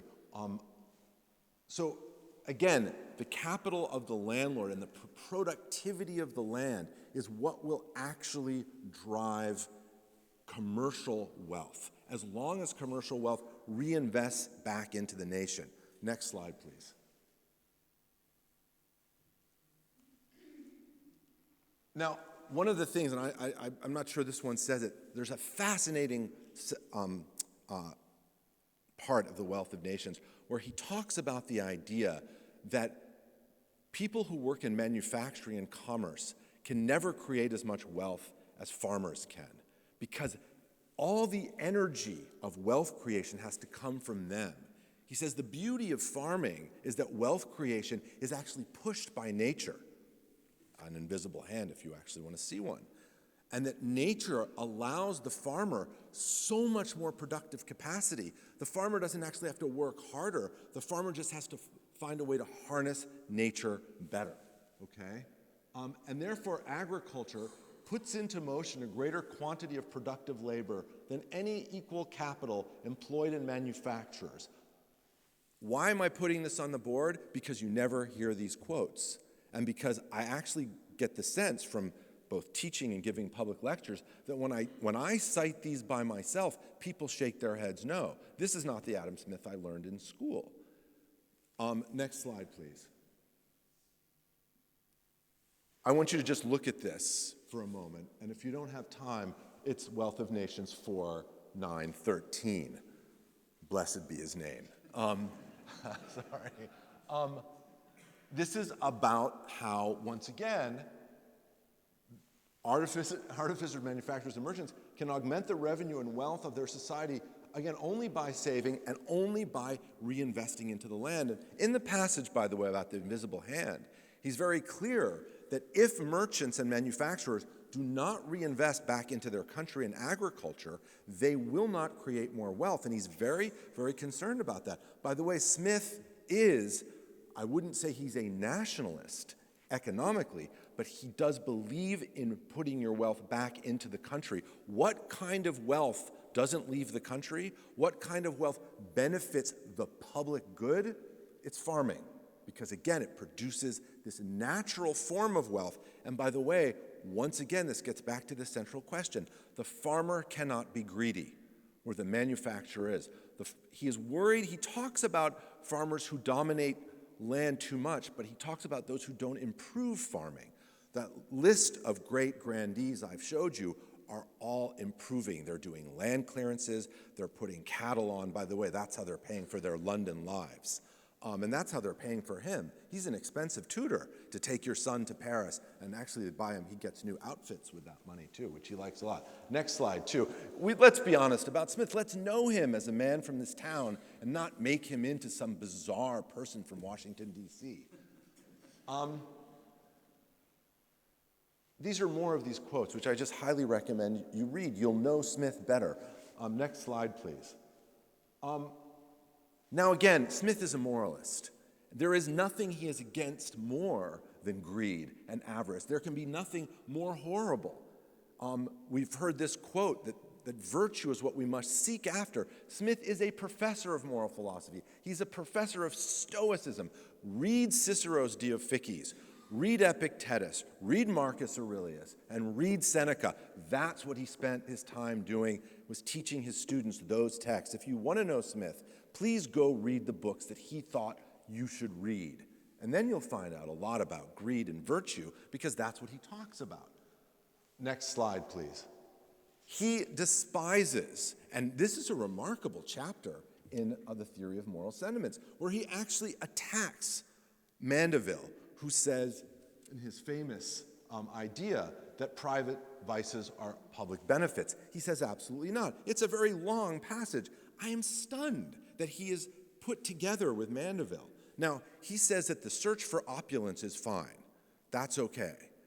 But again, it's his search for opulence. It's this very kind of complex interplay between commerce and the moralizing power and productivity of farming. So Smith is horrified by the idea that greed and vice could somehow be good, and he says so. This is not me coming up with this. That's why, once again, I'm putting the scripture on the wall, okay? This is actually kind of Protestant moment here, right? I'm in the old kirk, I'm putting scripture on the wall, and we're reading it together, right? Next passage, please. The love of virtue, the noblest and the best passion of human nature, that can never be greed. It just can't. It's such a crazy thing of how we get to Smith the greedy, from Smith, the product of this church, who I believe very seriously was a Newtonian deist, but retained his old sense of morality and had translated it into an 18th century nature cult, very, very connected to the nature cult of ancient Rome and the nature cult of Varro and Cato and of the Stoic philosophers, translated by Cicero, who was the sort of figure for Hume and Smith and for most philosophers of the time. Next slide, please. And I just wanted to put this into perspective. Once again, for Smith, there is a moral person, there is a good person, and there's a good political figure, and that is the legislator. And go back again, read your scripture, take your pen in hand with a piece of paper, or buy an edition on which you can actually make your own annotations and glossaries, as if it were a Bible, and go and take out the passages about the statesman and the passages about the legislator, bring in the theory of moral sentiments, put them together, and you will actually find that there is a good politician, and that politician is actually quite conservative.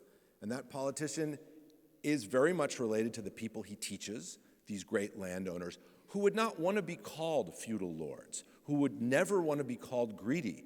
They would want to be called virtuous, natural, and productive, because these are these values, some of them Presbyterian, some of them deist and modern and Newtonian.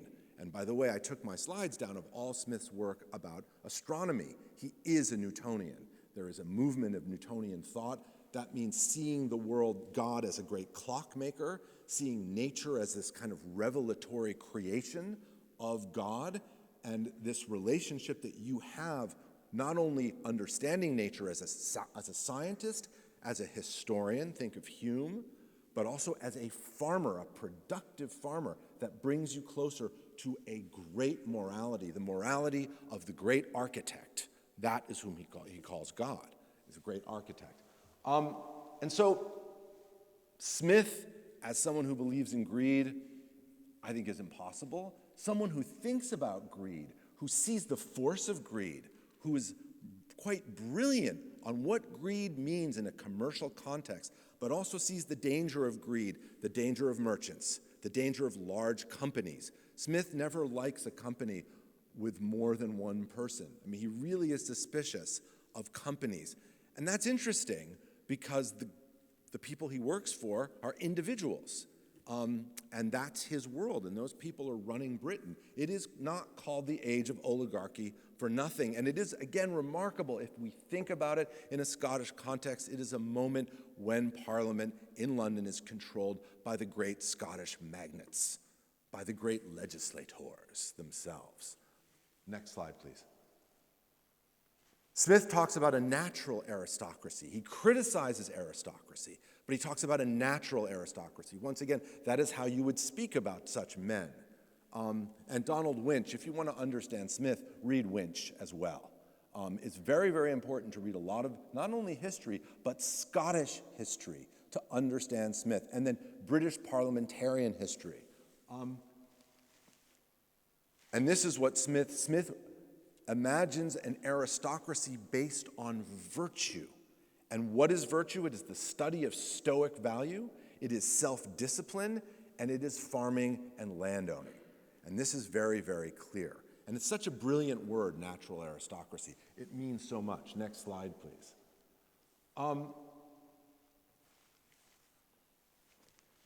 Does this guy believe in greed? The man whose public spirit is prompted altogether by humanity and benevolence will respect the established powers and privileges, even of individuals, and still more those of the great orders and societies into which the state is divided. Yes, he's actually at one level very radical and forward-thinking, and by the way, he burns his papers when he dies. Why? Many think that some think it's because he expresses some atheism there. I'm not so sure about that. I do believe he's a deist. But he burns his papers because there might be some more radical thought. But this is not exactly radical. This is a very 18th century elitist view of a kind of stability of politics, the great orders. But also it's a call for his own business, because Smith does look at his own bottom line quite a bit. By the way, he claims in the last 10 years of his life that he's actually writing up his lectures on jurisprudence. And he's constantly asked, when are you going to do the book? And he's like, later. He's making money as a customs inspector, and he enjoys it enormously. I mean, as a customs inspector, you collect, and you can smoke your pipe. It's good. It's a good thing to do.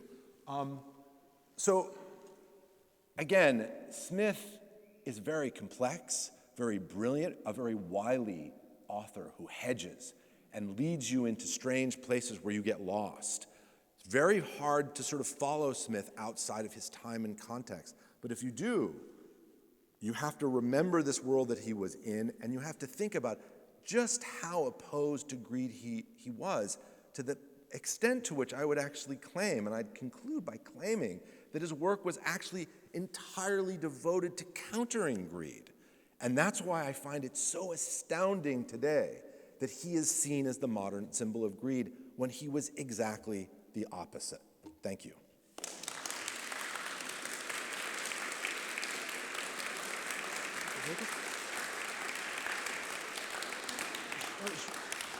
That was wonderful. Thank you very much, Jacob. We have a few moments if anyone would like to ask any questions to Jacob after his talk.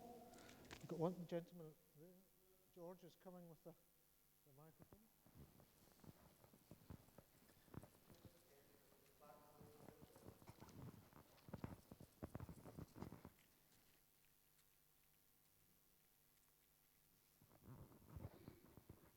Thank you. Thank you very much. Thank you very much, too, for a very interesting talk. You spent much of it telling us about Smith's love of land ownership and the virtue it brings. Of course, it also brings great inequality, not only in his time, but in modern Scotland. And that's very much at the heart of inequality. How do you square that with Smith's other view about the difficulties associated with inequality? Thank you.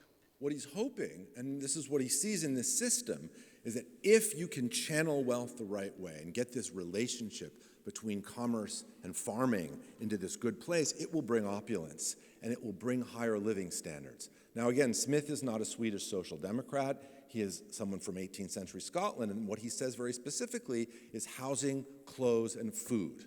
And he hopes that the working man, as he says over and over again, will benefit from this, and that this will raise living standards. And he very much hopes that. He is obviously horrified by the exploitation of workers, which is something he does really talk about very, very clearly. But he seems to be very, look, like any thinker, he has contradictions, and so those for whom he works are not necessarily the friendliest folk. The Duke of Buccleuch and his buddies. At the same time, Smith is very optimistic. It's the Enlightenment. He believes in progress. And it's also interesting when he talks about the American colonies, about the progress that this commercial class, also based on good farming, can make when they move further, and the wealth that they create. By the way, it's always interesting. Smith, the anti-colonialist, so wanted to keep the American colonies part of Britain. I think that sometimes on slavery and colonialism, Smith said very contrasting things. But Smith, remember, when Smith wants, let's say, better living standards, that doesn't mean what we'd think today. So equality is not, he's not a Rousseauist. He does not believe in a kind of proto-communistic equality. And he writes constantly about Rousseau. This is horrifying. I mean, he says this is awful. And his first writings are to counter Rousseau. So, but he is very optimistic about, again, the force of nature connected with commerce and industry as creating wealth that can create opulence, that can create good wages for working men, particularly those who work on farms. There's another question over here. Someone, yeah, gentleman. Thank you. That was a really different take on anything I'd heard about Smith before, so really appreciate you opening those eyes.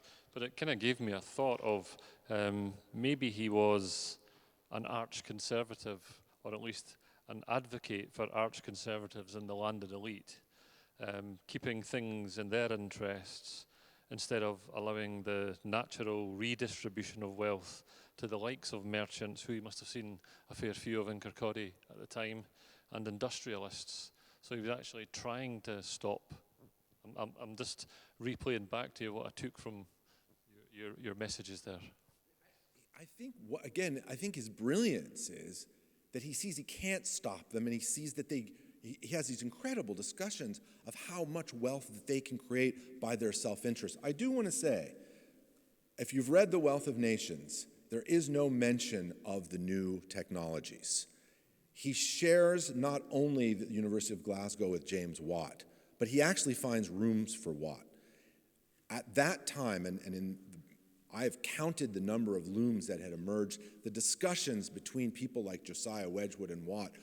People knew about the power of industry. There are dozens of books about the power of an industry to create more hands and to create much more powerful hands. By the way, if you want to see the reaction to Smith by someone who believes in manufacturing, read Hamilton's Project on Manufacturers. I'm writing about it right now. It reads and I didn't put enough of it in my book and I regret it, it reads as a kind of point-by-point response to Smith saying, farming will not create the wealth that we need for opulence. It is manufacturing. And he talks about the hands and makes direct reference to Smith about which hands are more productive, the farming hand or the manufacturing. And he said hands, because it produces so many extra hands. One hand can produce many hands as long as it isn't pulled in and lopped off, as we are thinking about now as America repeals its child labor laws. So it's not that he wants to stop them. It's precisely that. He wants them to fit into this system where their wealth can feed back into the established order of things. It's modernity, and it's this kind of existing world which he considers to be improving, which is why he would never call his friends feudalists. because they would be horrified by that too. It's much nicer to call them modern improvers. By the way, he got one thing right, though. How much land do they still own in Scotland? A lot. And so, in the end, they didn't fully lose by this game. The Smithian view actually ended up playing not necessarily well for everyone in Scotland, but for his friends, I'm surprised they're still here. Almost out of time, but if anyone has one quick final question for Jacob, we can take that. No? Are we okay? Well, Jacob, Rowan's going. Go on, give us. Final point, because it had been striking me. I thought it looked rude to Google, so I was trying to see if there still is a Duke of Buccleuch. I'm sure there is. Yeah, I'm sure there is. And I'm sure that, yeah, no, I'm sure he's a nice guy. I just want, this isn't a question you can answer, I think, but it's something like, why isn't that theorized so much anymore? So why isn't the power of, and maybe it's just because it's specific to Britain now, but it still seems specific to Britain. This doesn't seem, in some ways, doesn't seem very out of date. You've got a few people with a great deal of land ownership, and that's really important to the economy, but it's not visible. It was not discussed in the public sphere much, I think. And I'm not sure what my question is. It's something like, why in the kind of political philosophy I read does this not feature in explanations of what's going on? Everyone talks about businesses, everyone talks about individuals. Land ownership is forgotten, I think. I just want to actually explain one of the reasons. As a young person, I spent a lot of time on the Isle of Skye. And one day I was walking, it's north in the moors of a town called Haste, which is in the sort of southeast. And I came up across a ruin, and I thought it was medieval. And a guy comes out of the midge mist with this, because those were some serious midges. And he comes out with this staff, and he said, oh, no, that's not modern. The Laird MacDonald sent all of them to the bottom of the sea, and I had no idea about land clearances or crofters. And so from a quite young age, I became very much aware of the crofter movement in Scotland as a kid. And I was very much struck by it, because there's a romanticized vision of Scotland that we have in the United States, which veers on the terrible, given certain people we have in the United States running the country, or not running it right now, and their strange mother, who, by the way, came as a chambermaid and not on vacation, as the Orange Man claims. But I think it's sort of fascinating, this, and I think you do have to look at Smith really deeply in the context of Scottish history. And as a man of his time, as a landowner, as a professor, as a tutor, and I do think it absolutely hilarious that the hero of American neoliberals is a liberal arts professor who becomes a tax collector. And who, honestly, I will argue into the night, and I can't do it tonight, but I'll drink 12 whiskeys arguing you to the end that he is, of course, a deep modernizing agrarian. And that is that stage, the commercial stage of agriculture, which will feed those London houses, those great London houses, so remarkably. And that's a thing we also know from Scottish history, is that getting rid of all those crofters brings great wealth and great houses to London. Thank you. Well, thank you very much, Jacob. I'd just like to take this moment at the end there to thank all of the speakers and also all of you for coming along and participating and asking questions in what's been an enjoyable way to spend an afternoon in Adam Smith's hometown. So I think a very appropriate way to mark his 300th birthday. Roger, would you like to say a few more words about what's going to happen tomorrow? Yes, first of all, I'm so very grateful, as I'm sure everyone is, for the 6 people who have been on this platform. So I'd just like to thank them very much indeed on behalf of the good folk at Kirkcaldy.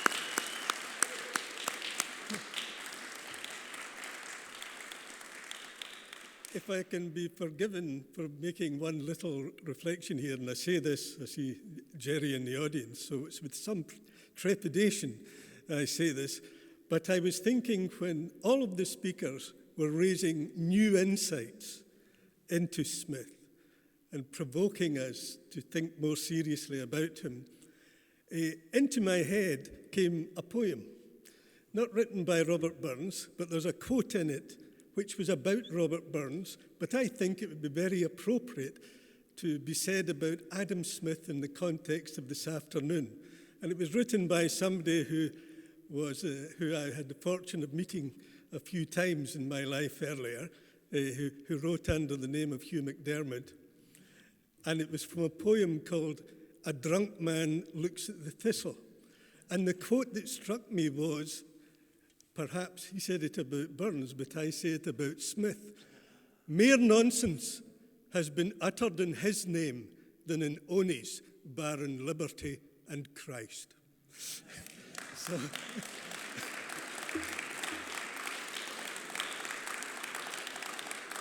So I certainly think this afternoon has swept away some of the mythology about Smith, and I hope that some of you will return tomorrow. Tomorrow morning, we've got a session with distinguished economists discussing more deeply the economic issues. And in the afternoon, I've got a session that's called Culture. Now, basically what I thought was, Adam Smith, like all of us, was a man who enjoyed many things. We know he enjoyed a glass of claret and some Scotch ale. We know he enjoyed conversation. But we also know, because he wrote about it, he enjoyed music, dance, literature. He bought copies of Robert Burns. So tomorrow afternoon's session in Culture will have one academic speaker talking about the Enlightenment and the importance of Smith for the development of the Nubble. After that, we are going to have some operatic song, some Robert Burns, and somebody talking about Smith in the context of locally in Fife, and somebody who this morning, Craig rightly said Adam Smith was able to speak different languages, or at least read different languages, like French and Italian. What we've also got to remember is he was able to converse with the ordinary folk walking around Kirkcaldy, who would speak what many of us would call today Scots. And he was able to understand people and engage with people. So there's going to be a bit of entertainment, as I think is an appropriate way to lift our spirits and recognize Adam Smith, the man. So I hope many of you will return tomorrow. Thank you very much.